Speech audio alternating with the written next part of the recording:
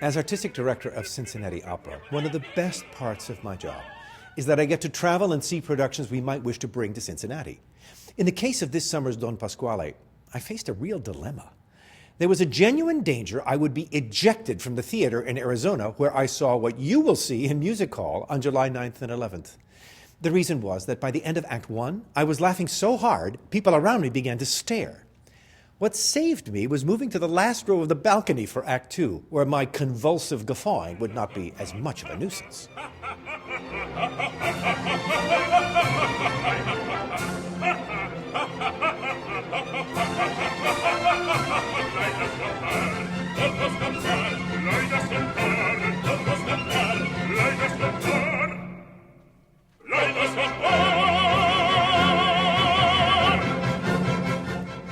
You see, the director Chuck Hudson had the inspired idea to move the action of this comedy from 19th century Rome to 1950s Hollywood. The action of the original story centers on a wealthy older bachelor who is trying to revive his virility by marrying a much younger woman. Matters are complicated because our bachelor, the Don Pasquale of the title, has a rather ne'er-do-well nephew named Ernesto living with him. The Don has been trying to marry Ernesto off to a rich woman. But all Ernesto really wants is to love his poor but beautiful Norina. In the end, love will win out because Don Pasquale's supposed best friend, Dr. Malatesta, helps Ernesto win the girl of his dreams by playing a clever trick on the old gent. What Chuck Hudson has accomplished is to turn Don Pasquale into a movie star whose heyday was in the silent film era of the 1920s. When we meet him in the opera, he's trying to revive his career in the 1950s by marrying a young starlet. In this case, the beautiful Norina. I'm often suspicious of directors who want to update operas, but this one works beautifully. And there are two reasons, I think, why. Chuck respects the original story and Donizetti's sparkling music with great affection.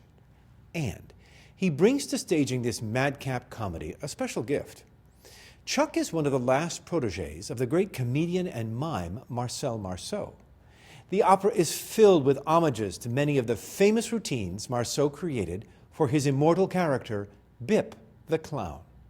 So, when you come to Music Hall for Don Pasquale, you'll find yourself in the office and living room of Don Pasquale, and the entire set is in black and white, like the silent films which made the Don famous in the 1920s. Even the Don is black and white, dressed in formal wear with a gray wig. The set is dominated by film canisters and posters from the Don's successes of the 20s, in particular his greatest achievement as the Sheik. As life and youth begin to enter the Don's house, things magically start turning into color, just like a slow-motion version of Dorothy's arrival in Oz from a real Hollywood film. Back to the story. The good Dr. Malatesta has a plan. He's going to present to Don Pasquale a meek young starlet, a perfect bride. In reality, this is Norina in disguise.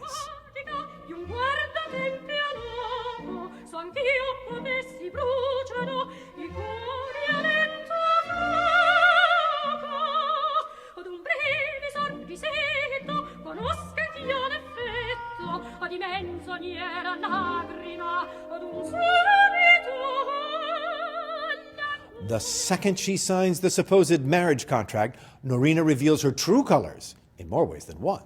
She immediately turns into one of those real housewives of Beverly Hills, spending her new husband's money on baubles, beauty treatments, on every kind of luxury imaginable. And she starts climbing the Hollywood social ladder by inviting all sorts of celebrities to the house for parties.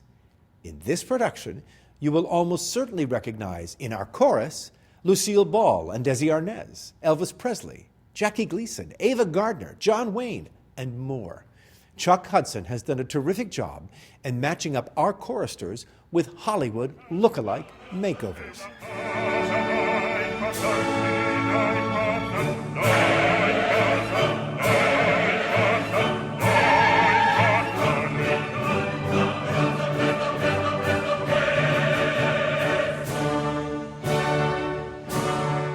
In the end, after another clever scene where the action recreates a famous Marcel Marceau routine, The Don has had enough of his spendthrift wife and agrees to nullify the marriage.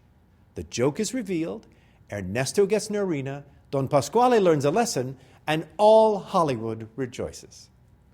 What has given me great joy in working on this opera is reacquainting myself with Donizetti's best comedy and some of the finest opera music of the 19th century in any genre. Don Pasquale, written in 1843, brings to the end the tradition of Italian opera buffa. The effervescent melodies, the intricate ensembles, the increasingly comic situations as the story develops were all part of an Italian tradition. And all of that would start to change forever as Verdi, with his dark and serious dramas, became Italy's primary musical export for the rest of the 19th century. Donizetti seems to be able to fill every moment of this all-too-short evening with one ineffably giddy or sweet or clever melody after another. And if you're familiar with his serious operas, like Lucia di Lammermoor, you'll notice so many of the same contours, an incredible gift for writing for many voices all at once.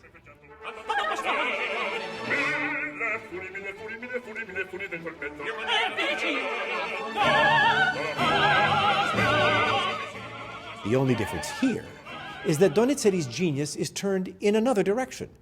He wishes solely to amuse, to make all of us forget the cares of the day for a little while and laugh along with him and his lovable, witty characters.